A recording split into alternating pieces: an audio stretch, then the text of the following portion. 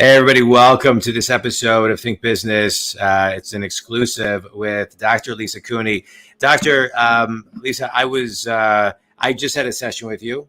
My wife had an individual session with you. It was so cool. We had the greatest experience, and I wanted to have you on the show. So I really appreciate you taking time to be here. I want to tell everybody a little bit about you. You are a world-renowned authority on thriving after trauma.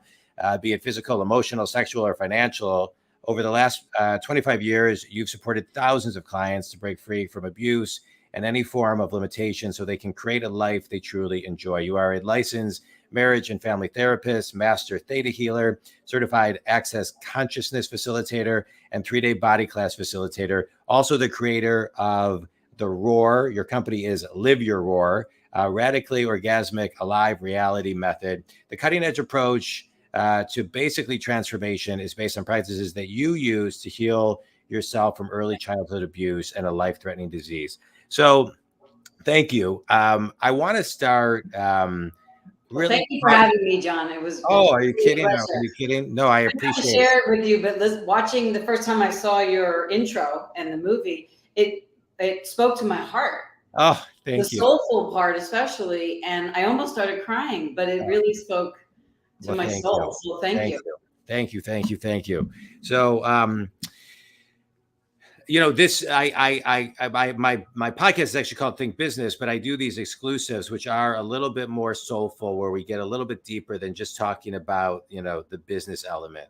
But one of the things you talk about is trauma, and I think a lot of people, I want to kind of go deep into trauma, but I think these last 2 years have been very traumatic for people and have brought up a lot of triggers and have brought up a lot of baggage. And so maybe let's start there. How does one define trauma today? Well, I'm going to say how I define trauma, because there's a lot of definitions about them and they're lovely. But for me, trauma is you're in the present, but there are things going on all around you that trigger a heightened sense of reactivity where you basically lose your cool and you're reacting in ways that you just know are not you, but you actually don't know exactly what's going on or how to stop it. Yeah. And then you become, worst case scenario, you become that reaction. Yeah. That trauma, instead of kind of like what was done to you, you become. Right. And you're carrying it with you all your life forward, but the events happened usually sometime. Some of it is right now, the last 3 years, and a lot of it can get triggered and rooted in our bodies from the age of 7 and back to conception. Let's talk about that. Let's kind of break that down a little bit, because I think we all, and I can speak for myself, I know there's always triggers I have. I was actually talking to a client about this earlier today. We were talking about the power of meditation and how that can take a trigger and a reaction to our rational brain and make it a response, right? Kind of transform ourselves in real time. Mm-hmm. And so there's ways that we can do it ourselves in real time, but then there's the triggers, as you're talking about, going back to, conception, where we don't even know where the trigger comes from. Mm-hmm. And so let's kind of start there, right? The triggers maybe that we come into this lifetime with, maybe they're, and I'd like your opinion on this, are they past life triggers? Are they, like, how far back do the triggers go? Oh, well, the triggers can go lifetimes, generations, just way back on through the DNA. Like a lot of times when I work with the Jewish population, we're going all the way back to, we all know what we're going back to. Yeah. Native American tribes that I work with, we go that way to the gentrification and all of that secularization. I mean, we all carry it with us. Yeah. However, there's also this spiritual bypass we could do. And I worked with enough people to know that if they come and they've done a lot of work on themselves, if they keep going to, that triggers from my past life and I've worked on this 100,000 times, I'm actually going to try to keep them in their body this lifetime and see if we can work it out right here, right now, which might actually heal and transform the past. Yeah. So a lot of times, you see, you can't say it for everybody, but it's very different. What I try to do is in the now. Okay, what are you triggered about in the now? This is the roar method. And where do you feel that in your body? And now if I asked you to let yourself get younger and younger, littler and littler, smaller and smaller, and you just let your body talk, could you let me know about one of the first times in your life where you felt the same or similar feeling, but not from your head, from Yeah. the subconscious? And they're like, and I always say, first thought, best thought, no thought, not your head. And I say, they're usually blank for a minute. And I say, day or night? They go day or night, whatever. Less than 5, older than 5, less than 5. And sometimes when we're talking about conception, I've actually got people to talk to me in the womb and highlight first, second, or third trimester and what they mimicked and embodied being in the womb, not quote unquote alive, and I use that loosely right now, not alive consciously, but alive in the body, right? And that's not actually what I mean. I know what you mean. Hard to explain, but you know what I'm saying. I know what you're saying. Especially with what's going on in the world right now. Yes. No. Trying not to get political here, but here it is. And they could actually tell me what their sense was and perception was in the first, second, or third trimester and what they decided. And then that decision we can track all their life until their current day working with me. And we can remove it from every situation, even from the cellular memory in the womb. Now, if somebody initially goes to a past life, generations, and that, I'll go with them there. But it also, you have to kind of look for, dissociation is real, and especially if we're talking about trauma. And that's just like I shine a flashlight on these things. It's easy for me. It's kind of like what you do is easy for you. Right. I could say one word about my business and you're like, I know where to go. Right. Correct. It's like trauma for me when someone comes up and they say what's going on in their life. It doesn't even have to be about trauma. It's usually about health, relationship, or money. And then we track it back to some trauma, emotional, physical, sexual, financial, spiritual, or even a judgment that they've had about themselves or was told to them about themselves. Yeah. Continuously from a teacher creates a persona. Okay, I'll be quiet now. No, I love everything you're talking about. And I want to talk about removing some of this and the work that you do. I had a session with you. It was incredible. It was a 30-minute session. We did it just like this we did it over Zoom. Yes. And I just let you kind of like do your thing. And you did. It was amazing. And Joanna shared with me that she had an amazing experience as well. So I turned 50 yesterday. And welcome. Thank you. When I was in my late 20s and met Joanna, she was going to a holistic doctor in Chicago. His name was Dr. Darren Weissman. I've had him on the show. And I went to him, and I had never been to a holistic doctor, and he was an energy healer. Mm-hmm. And he said, tell me what's going on. I said, I'm not giving medical advice right now. I'm just sharing my experience just for the, Think community. And I said, I'm lactose intolerant, but I wasn't until a few years ago. When I eat this, my body kind of can't process it. I started telling him all these things, and he started doing energy work on me. Yeah. And then it would process, and you would say, okay, you're no longer lactose intolerant. Okay, go eat a hamburger. Go eat turkey. It won't make you fall asleep. Go eat meat. You'll be able to digest it. Go eat this. And it was all energy work. And it was the first, and it all happened. And it was the first experience I got where he started taking things energetically out of me. Yeah. And so it was an incredible experience. And you were just removing things. I don't even know. We didn't even really talk about it. You just were just taking things out. And so can you talk about your gift and how you can get in there and remove something that's been there and is just that somebody can't just take out physically? Right. You actually described, I'm going to have to listen to this again because you described it really well, John.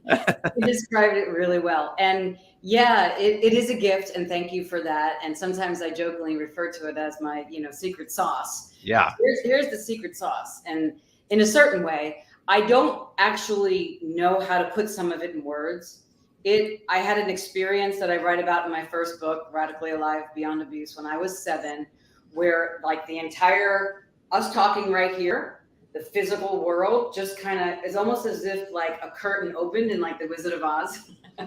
And I just saw colors and energies and darker energies, lighter energies, different things in this reality that we would call light energies, maybe some darker energies or evil energies, sickness, illness, disease, angels, spirits, blah, blah, blah, blah, blah, blah, blah, blah. Of course, I thought I was having a psychotic break. I didn't have words at 7. But I thought for sure, because I grew up in New York, I thought for sure the people with the white jackets from Bellevue Hospital were going to come and put me in it. So I zipped it.com. But what happened in that moment, years later, through my own therapy and my own personal work, was I was downloaded with a lot of information that I use in my work. So someone like yourself comes in and says, everything's good, but I just want to clean everything up to get to the next level and do your thing. I mean, I'm like, okay, let's go have some fun, right? And I love that. Right.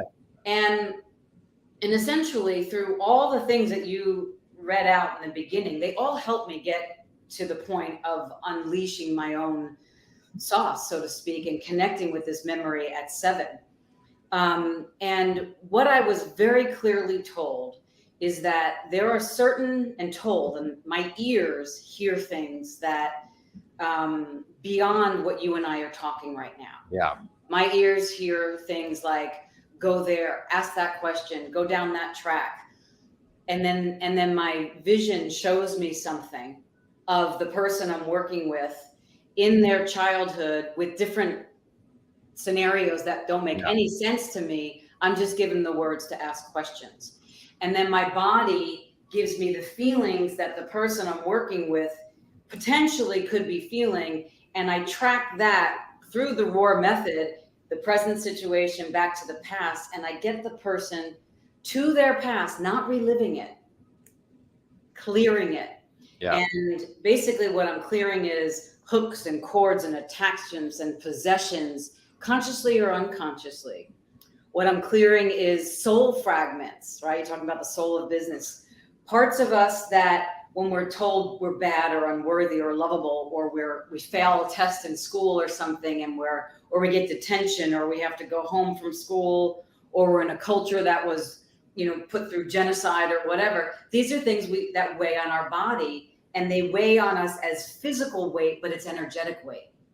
And so I am like Roto-Rooter with the energetic weight. And I get that off you and let you see that it's not yours, that it was from back there or that age or whatever. But I don't tell you that. I guide you so that, and then I ask you questions so that you can get your own yes, your own no, seems light, seems not so light, and you give me the content, and then I match that with what I'm hearing, and then I find your belief systems that are actually creating the dis-ease or disease, garnering energetic congruence in your reality, not living the way you want.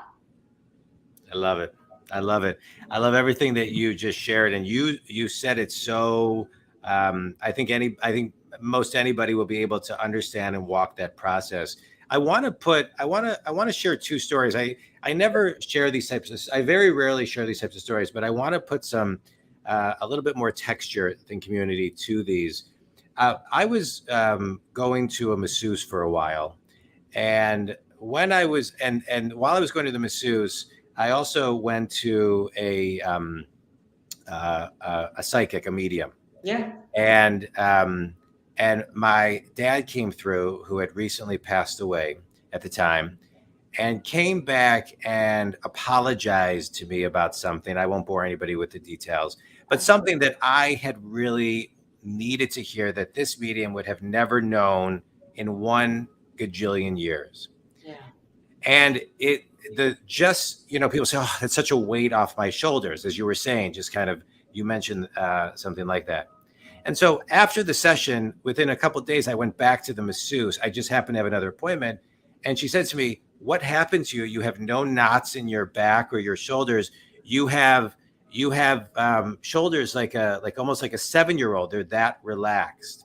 And so I was telling her the story, but I think it adds some flavor to we carry stuff. And for me, it was like, it was such tension, but I don't think it's just me. I think it's a lot of people that we don't even know we're carrying. And it takes a professional like you, like this medium I went to get it out of us so we could live our best lives. Exactly. Yeah. I'm so glad you told that experience, because I had a very similar experience with my father. When he died, a lot of things changed for me, and I became very cynical and skeptical. And somebody was massaging me one time, and she said, "Is it okay if I channel a message?" And I didn't even know she channeled. And I Yeah. said, "Sure." She goes, "It's from your father." I started bawling, and he had just died like a couple months earlier. And he said, my nickname is Lily, so he would always, I knew that she couldn't know that. So she literally did verbatim, "Lily, you're getting hard, you're getting cynical, you're getting skeptical, and you're losing your brilliance. Don't let it. Yeah. It's your uniqueness." And that really took me on this trajectory to where I am today. Yeah. And I also, as you mentioned in the beginning, was diagnosed with a very serious life-threatening condition. And the doctor told me three choices at 30, this is 23 years ago now, that my body almost vomited at the choices. It was just like, no, no, and no. And I'll never forget him. He was 6'4", and I'm 5'4". I'm looking up to him. He's towering over me. He's like, "These are your only choices," like this. And I'm like, there has to be another way. And that's when I leaped into the unknown. Yeah. And then the energy healing community found me. Yeah. And with one hand to a teacher after a class, the disease was gone, took the test right after it. I felt it leave. Yeah. And I was like, I got to know this. You How gotta can know. I do this? It's amazing. That where I am. Yeah, I love that. It's funny because when I do a podcast, I don't often share a lot of stories, but I just feel drawn to right now based on that. Because I always like to focus on the guest, but based on that, I just want to share this. I think it's so important to be your own doctor. Yeah. If I wasn't my own doctor in my life, I would be dead.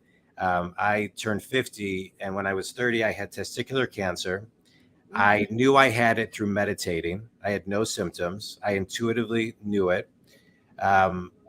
And fast forward at my 10-year checkup, my doctor told me that I was riddled with cancer and pretty much going to die.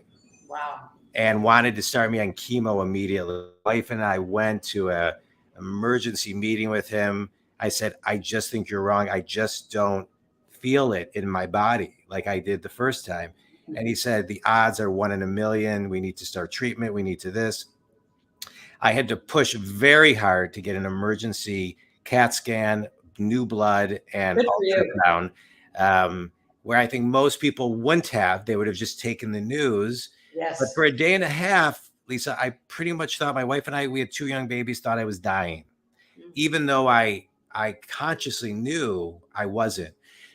Long story short, a day and a half later, my doctor calls me, a very renowned oncologist, and says, "You're right. We botched your blood. You're fine."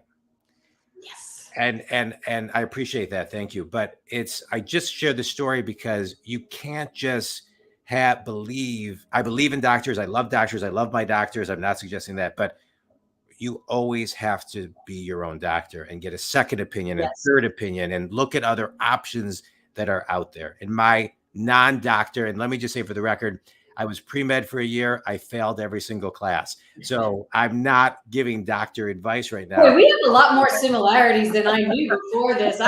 I was nursing before, and I looked at all that stuff and I was like, no way. My wife Joanna's a nurse. Joanna's a nurse. Yeah. So let's get back to you. So one of the things on your website, I want to read it because I love the way that it's written. A maverick of consciousness, Dr. Lisa weaves together an electric blend of cross-cultural, multi-faith, collaborative, and participatory spiritual approaches in her work with people. With people, you are a catalyst for change, dedicated to assisting others to acknowledge their true power, their courage, and their unique purpose. I love the way that is articulated. Let's work backwards in the paragraph and talk about purpose. Right now, we are seeing in the world the great resignation. We're seeing more people resign from jobs because the culture is toxic, because they want to start their own side gig. They realize that they've been making $40,000 a year and they can do something on Etsy and make the same amount and work half the time. Right. And they're taking control, right? They're getting courage. They're getting true power. And so how does someone connect from your perspective into their unique purpose? I believe we all have one, but what is your formula for getting people to that? Soul print. It's your soul print. Your soul print, yeah.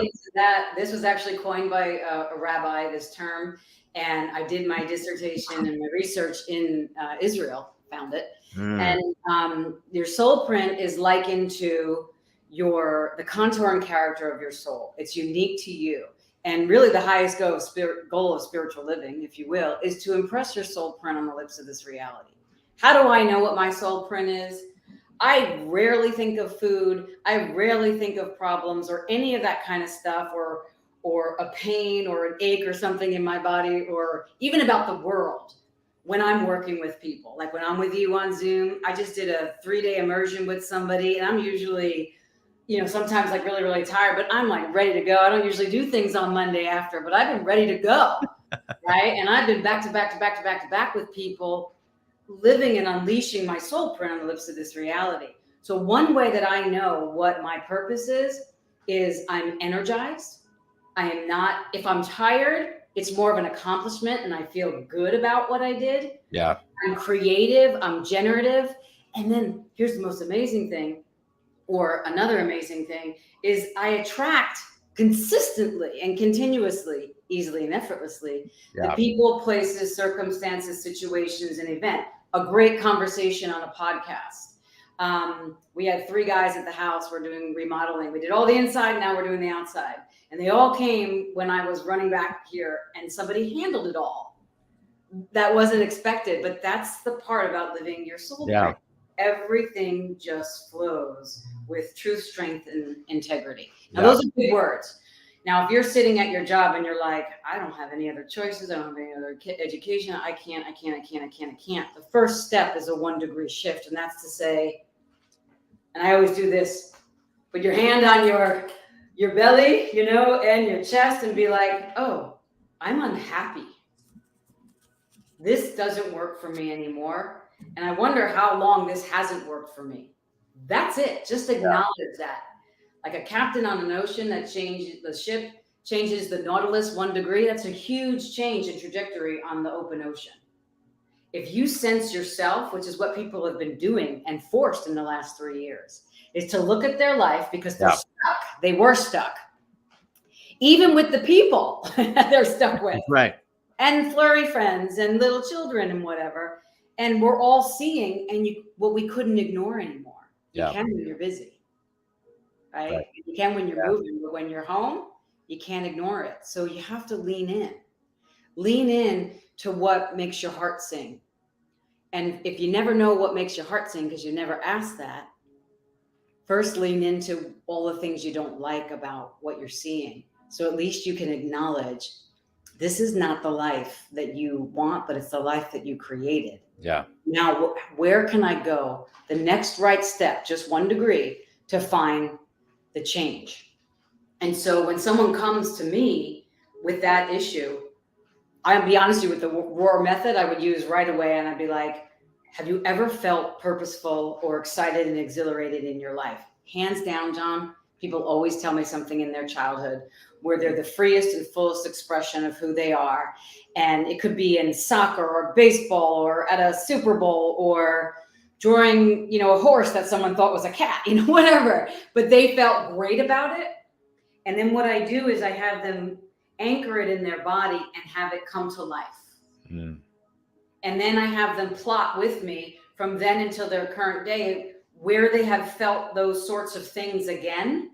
So they know they have, and they know it's accessible and it's not gone, because they're saying, most people say, oh, I'm not 7 anymore. Yeah. Well, I'm not 7 anymore, but every day I get to go to work and open the universe the way it was opened to me. And that's a gift. That's a gift. And that's childlike imagination. So what I do with them is then now it's associated in their body. And then I find that original point in their childhood where they let their purpose go. And it's usually a belief like, I'm a failure, I'm nothing, I'm unimportant, I'm unlovable, I'm evil, and I shouldn't exist, some version of that, right? And then that sucked the light out of them and the life. And then they look around, and that sucking the life out of them is their life. Yeah. So we go back there, change it, because this part of us is still there, enjoying what we were, but you can't have it here in the present. So I bring it here. So it's here with you, and then you do it. Now, I'm not saying that that's going to make somebody, oh my God, I know my purpose tomorrow. No, it's just, hey, what do you love to do that you never think about food or problems, and that you can, and you'll never get bored? Do that.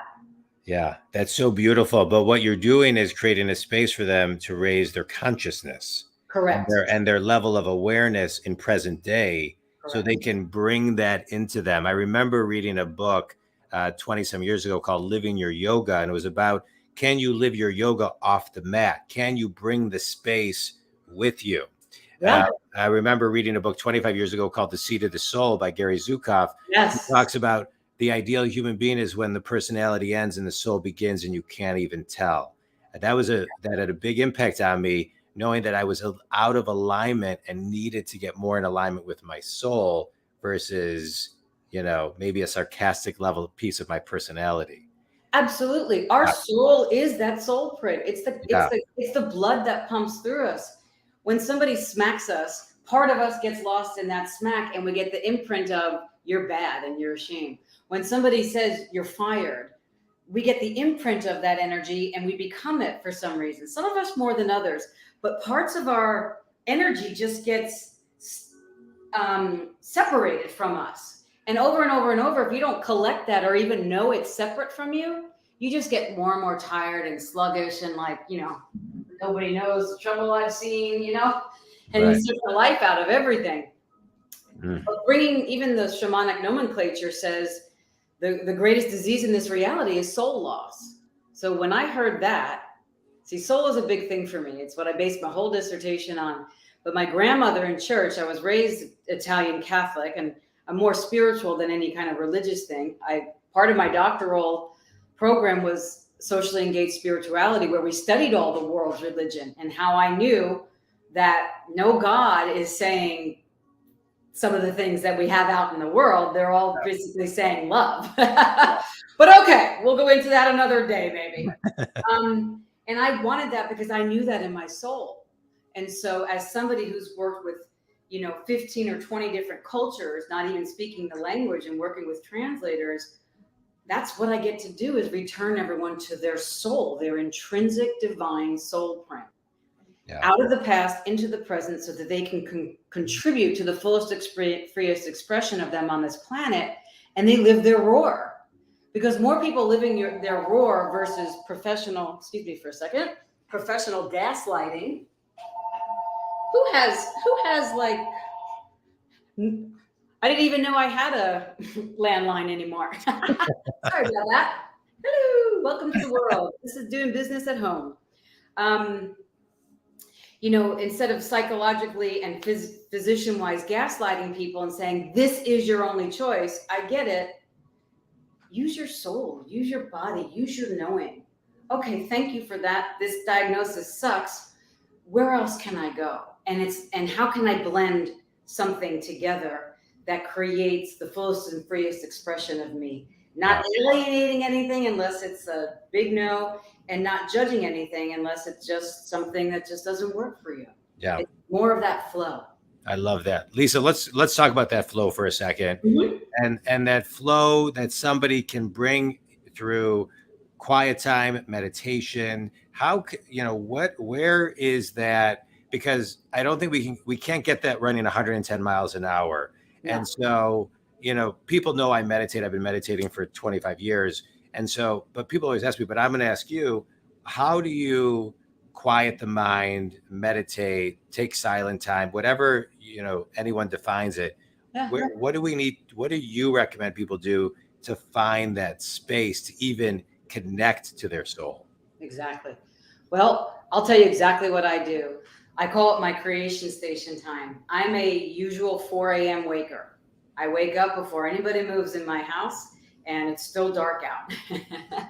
And besides making my coffee and maybe feeding the puppy, I sit and I breathe in the pause, postpone action until serenity exists, pause.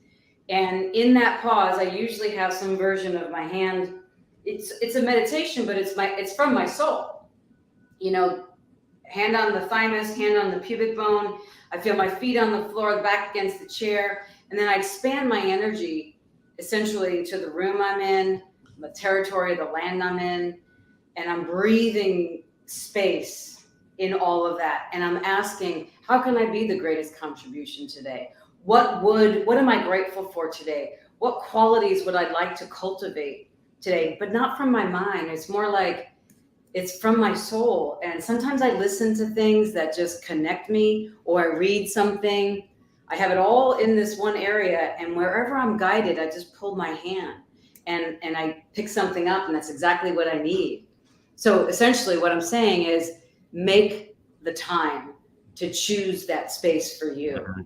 And I've been doing this religiously for years and years and years. And I start my day that way every day. I start with me and the universe and me. And I discover how I can be the greatest contribution personally as a being, professionally as a professional, as, you know, a partner, as a stepmom, as a, you know, bonus children, as, you know, 3 furry friends, you know, that are our children, so to speak, like, and all of this, and then all the housing projects. Yeah. And then, you know, I think you're only as spiritually fit as, you know, you get to really see it when you're around your family.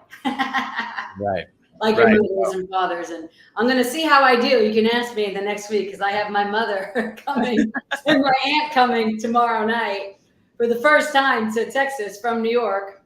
Be careful. The earth is going to shake, everybody. The Italians are coming. Right. And I'm going to, you know, I'm going to put myself to the test and see how I do, because it's been a while. Yeah. But I know for sure I will still have my morning time. I will have that routine. And then I go and do my movement.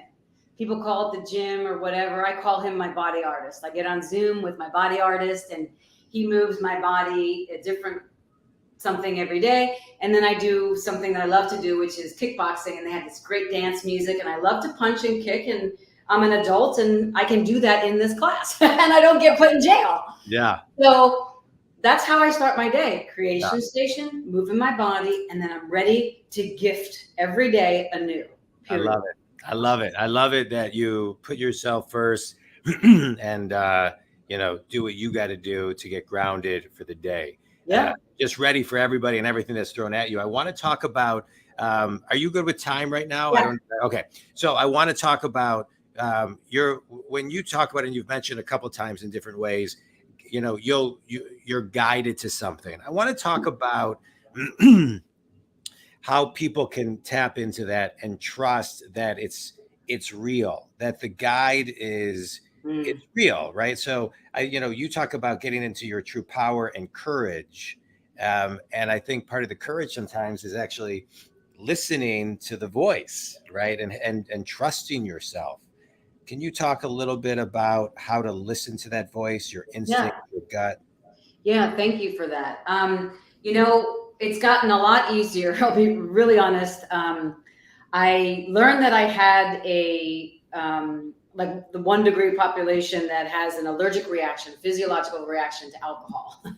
So basically, I learned this after learning that and no longer having alcohol in my life. I'm okay with whatever anybody else chooses.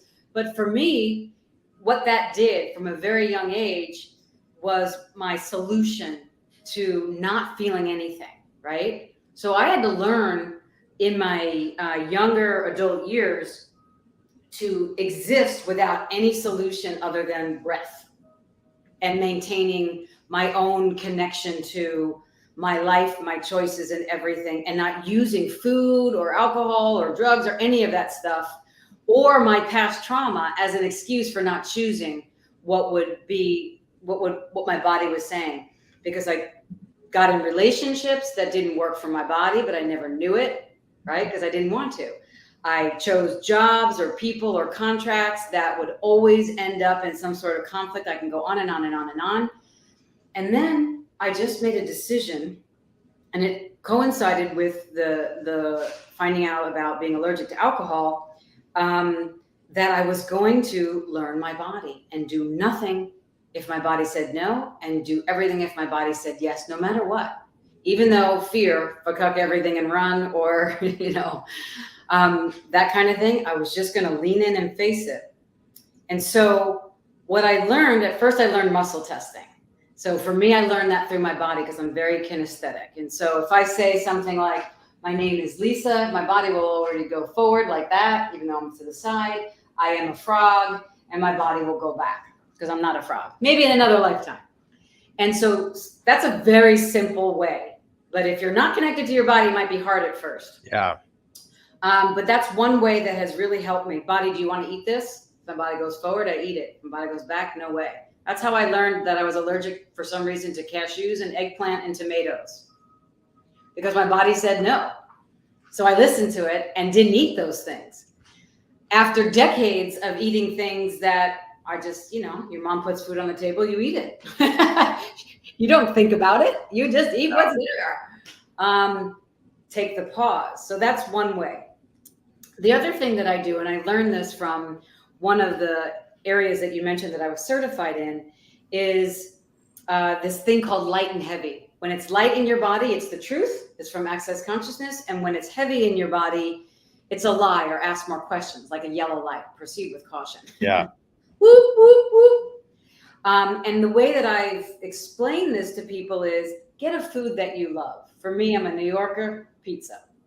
Okay? Pizza, coffee, my body right now, I'm salivating. I can hear the crunch of the cheese and the oil, and even though this is, I don't live there anymore, but I know that that's my yes. So when a business possibility comes, or someone wants to come do our irrigation and landscaping, or someone wants to do the plumbing or the pool, whatever, yes, no, light or heavy, I'll actually make choices like that instead of give me your resume. Right. And if it's a no, I'll ask more questions, but I can feel it in my body. If it feels like pizza and coffee, I'm all in, because that's an energetic vibe. If it feels like the time I was in Bali and got really, really sick and want to vomit on a certain food that I still can't eat to this day, then I know that's my yellow light. And actually it's a red light if it's that strong. And my body gets this, like, pardon the phrase, Jewish tradition, the matzah ball. It's like a matzah ball in I love it. You can, right. I did a lot of studying of the Jewish traditions and participating in them, and I love them. And the matzah ball is like, oh, that's my heavy, but when I'm fasting, it feels really, really good to eat it. But then 20 minutes later, you're like, oh my God, I'm in the New York Thanksgiving. I got to unzip my pants. And so the light, that's the truth. Energetic flow, go ahead. The matzo ball, heavy. And I use food because most people know what they love and they hate. And then their body, then their body can say, oh, that's like pizza. That's what I love. I'm going to go for that. And I have had people tell me that's changed their life using the food analogy with it. Yeah, that is, I'm going to use everything you just said. I'm going to use everything you just said. I've been practicing it while you're actually talking. It's great. Cool. Because the thing is like our bodies are disconnected from ourselves. And if we actually, like, I do this series on TikTok, this is why we're so similar, called the Inner Physician Strategy Session. And you said you want people to become their own inner physician. Yeah. This energetic congruence. I'm like, yes. Yeah. That doesn't mean don't go get help from everything that's out there. Use everything that helps you move forward. Yeah. However, you can do strategies yourself to, and that shows a commitment to really caring and loving your soul and yourself. Yeah. When you do it for you, in addition to somebody saying, here's what's good for you. When you take it on, that's a whole different thing. Yeah. It opens you up to pronoia, which is the universe is conspiring to bless you. I love it. Let's talk about roar. Let's Yeah. talk about the creator of Roar. Radically orgasmic, a live reality method. Yeah. Tell me about it. Tell us about it. Oh, well, we just got fully trademarked, so I'm very, very proud. It's been a Oh, long congratulations. time. That's great. And yeah, this is one of those labor of loves. I got to tell you, when I did my psychology degrees and everything, I really did it for me, because I had the first 2.5 decades of my life mired with all sorts of abuse and an attempt to kill myself because I couldn't get beyond it. I didn't kill myself. I'm here. I stepped in front of a bus and the bus passed me by. There was no one on the corner when I looked, but I can still feel the shoulder being pulled back. It was incredible. At that moment, I knew that something else existed and that I had to find what that was. And then I also knew at that moment, I was young in my 20s, that if I felt that with education, training, yes, lots of abuse, but I did go to therapy already. I was in recovery early. It didn't always stick the way I wanted it to stick until I really got clear within myself. And that's what started me on this path that I am today, May 16th of 2022, is that attempt to end my life. And I figured that there must be at least one other person, potentially even millions of other people, that are suffering like this. And if I can find a way out, they can find a way out. That's literally what guided me. And I had no idea how I was going to do it. Wow. And so enter Roar. So I read everything. I went to school. I went to therapy. I flew all across the world to different therapies, like shamanic therapies, fire walks, everything. I just tried everything and I loved it.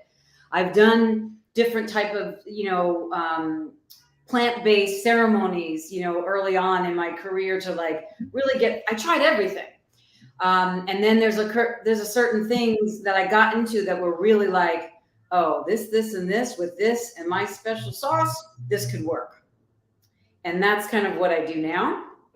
But Roar started like this. I was driving down the side highway in Sebastopol, California, where I used to live and where I wrote my dissertation. And I went through this early breakup, young love kind of thing. And it was amicable, but I was enraged. And I was so enraged, like a helpless rage, like screaming, crying, upset. But it wasn't between me and the person. It was between me with me. And so I said, I think it's safer if I pull over and not drive like this. So I literally pulled over to the side of the road. I looked at the mountains because it was Sonoma County, so it was really beautiful. I looked in the mountains and I was like, basically said, God, take this from me. Like, show me what this is, because I don't know how, and I can't wait to get to therapy. I'm going to kill somebody on the road or hurt myself. And I literally, my hands went like this, which is what I do all the time. And I said, okay, what are you feeling? I'm angry, blah, blah, blah, blah, blah. Got everything out. And I'm like, but it's not related to this. And then I heard, ask, what does this relate to? When have you felt like this in your childhood?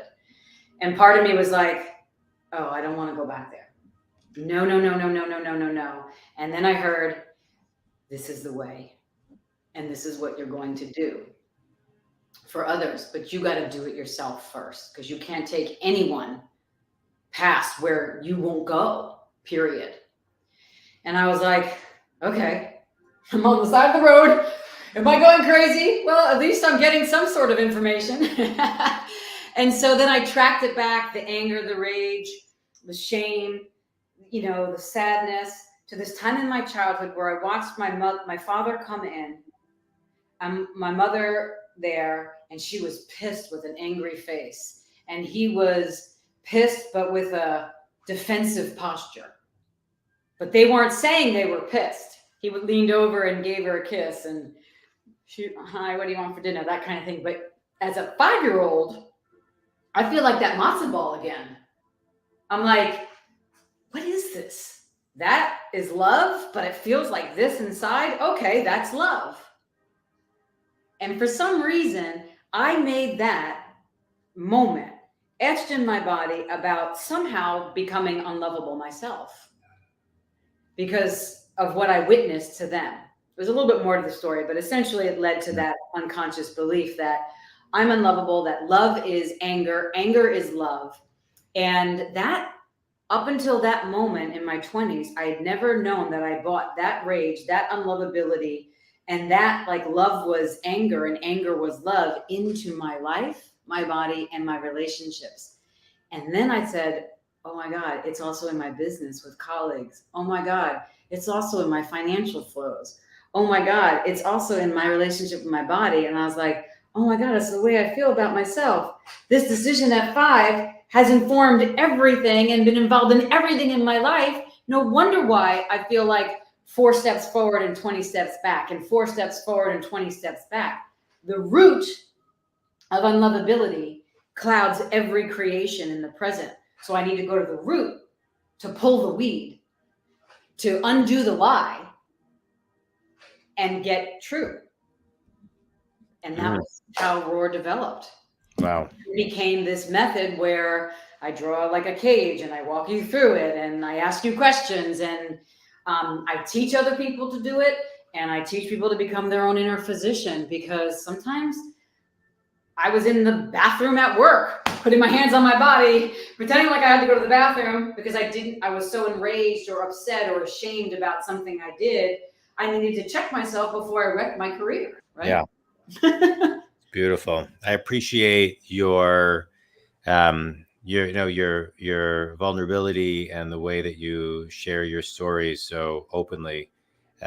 It's beautiful, and your work is so special. It is. I feel my wife saw you on a show with Gwyneth Paltrow. Yeah. And she went to your website, she booked a session, and then she said, you gotta just book an appointment with Dr. Lisa. So I did, and then I got an email that said, hey, we have an opening like tomorrow. So I took it, and I'm so glad that I did it. I'm so glad that my wife was where she was when she saw the episode that led me to a session with you, because I don't know.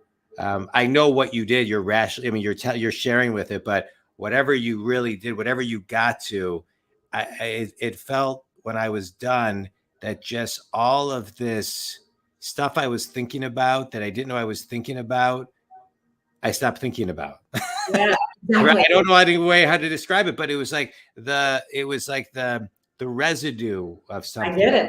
Was gone, and it just felt great.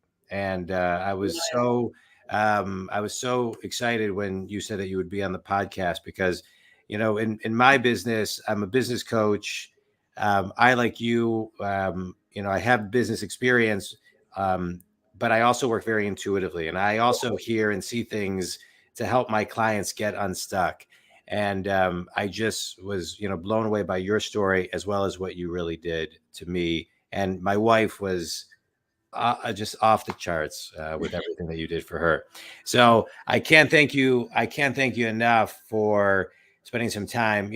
A couple last speed round questions for you. Yeah, great. Someone who has listened to this, has gone to your website, who is just, sitting there not knowing what to do with these new thoughts or feelings, they should what? Good question. Book a session. They can book a session at your website, drlisacooney.com. Yes, or do both. There's a couple of series I made called Cultivating Presence, which is like a series that walks you through videos with me about getting in that pause space every day. You can call it meditation, you can call it whatever, but it's really like I do a lot of those clearings that we did and the energy work that we did on the session. Yeah. On that series. Embrace Your Roar is also a video series for the beginners who are looking at the present reaction and wanting to open the door to the past, but gently. And I actually facilitate people with modules in a manual online at your own pace. And it's me, but it's not me live, it's online. And then you'll kind of know what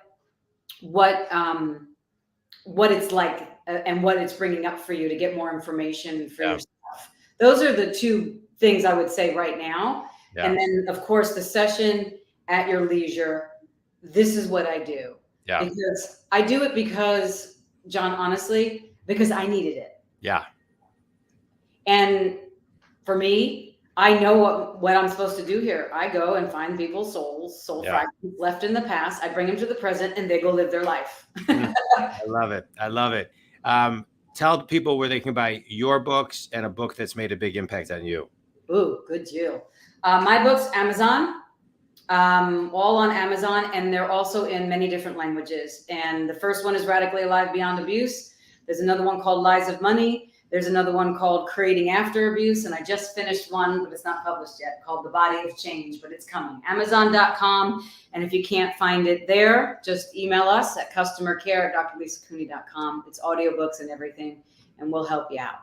I love it. And a book that's made a big impact on you? You know, a big impact on me. There's one that I read recently called Untamed. It was like a year ago that I read it, honestly. And I can't remember. It's a very famous author. I can't remember her name right now. But her story, the way that she wrote, is kind of like a Brene Brown, but not Brene Brown. Yeah. The way that she wrote everything was like what you were describing. It's very raw. It's very real. You're like living it. But my whole thing was, I want to live internally and externally aligned. And that's what Untamed was about. I love it. You know, I'm glad you ended on that word, because I think alignment is what it's all about. When you are in alignment, you can take action. When you're in adjustment period, it's very challenging. And that's when you need to reach out to your resources and really ask for help and help you get back into alignment if you can't do it on your own. Lisa, this has been a blast. Think Community, Dr. Lisa Cooney, world-renowned authority on thriving after trauma. I highly recommend Dr. Lisa Cooney, Dr. LISACOONEY.com. I just want to highlight a couple things. 1% shifts every day, and make time to find your space, to connect with yourself, universe, and just trust yourself. And I can't thank you enough. This was a beautiful time spent with you. Think Community, if Dr. Lisa can help you, please reach out. I'll just give you closing thoughts. Any closing thoughts? Yeah, I got two. If no one's told any of you when you listen to this that you are loved and that they love you, I do. And go be great now. All right. I love it. All right. Thanks, John. You're amazing. I'm so happy. I appreciate it. Stay on for just a second. Thanks, everybody.